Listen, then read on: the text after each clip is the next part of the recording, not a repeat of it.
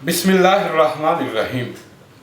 नाज़रीन मोहतरम, अब यूहन्ना की अंजील देखें तो यूहन्ना की अंजील के 8 बाब में एक वाक़या हज़रत मसीह से मंसूब किया गया है कि एक औरत जो है वो ज़ना में अनफेल के वक़्त पकड़ी जाती है। तो ये पूरा वाक़या हमें यूहन्ना के 8 बाब में मिलता है। ये पूरे का पूरा वाक़या खुद साख्ता है, मन घड़त है, जो कि बड़ी मुद्दत के बाद जो है ये गढ़ा गया, इख्तरा किया गया और हज़रत मसीह की ज़ात से इसको मंसूब कर दिया गया। बिल्कुल नहीं सोचा गया कि इससे यीशु मसीह गुनाहगार साबित होते हैं।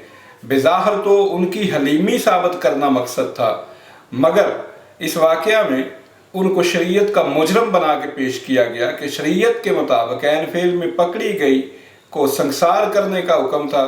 तो इन्होंने उसको उस जानिया औरत के मुआवन बने, बल्कि उसको जो है वो भगाने में, वहाँ से फरार कराने में उसके मददगार बने।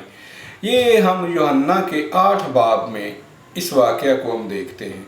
बाब नंबर 8 है, यहाँ से ये जनाब वो शुरू होता है कि वर्ष नंबर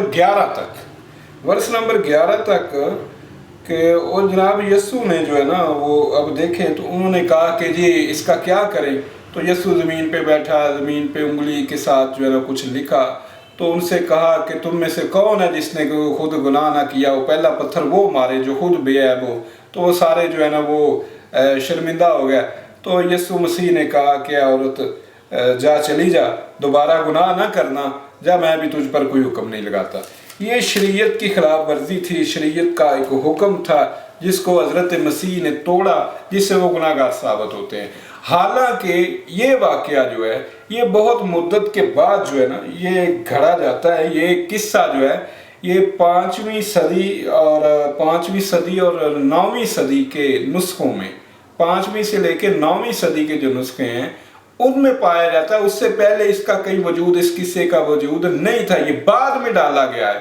तो ये जब आप देखते हैं ना कोडेक्स सिनाइटेक्स को आप देखते हैं तो कोडेक्स सिनाइटेक्स में ये किस्सा मौजूद नहीं है। जब आप देखते हैं जनाब कोडेक्स वेटिकानस में ये किस्सा सिरे से मौजूद नहीं है। आप कोडेक्स इफ्राइमी देखते हैं उसमें ये किस्सा सिरे से मौजूद नहीं है।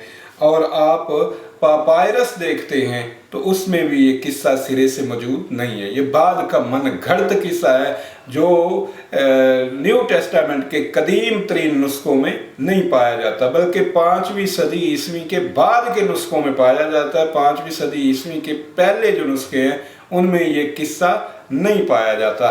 तो ये देखें कितनी बड़ी तहरीफ है कि कितना बड़ा वाक़या और झूठा वाक़या गढ़ के यीशु मसीह से मंसूब कर दिया।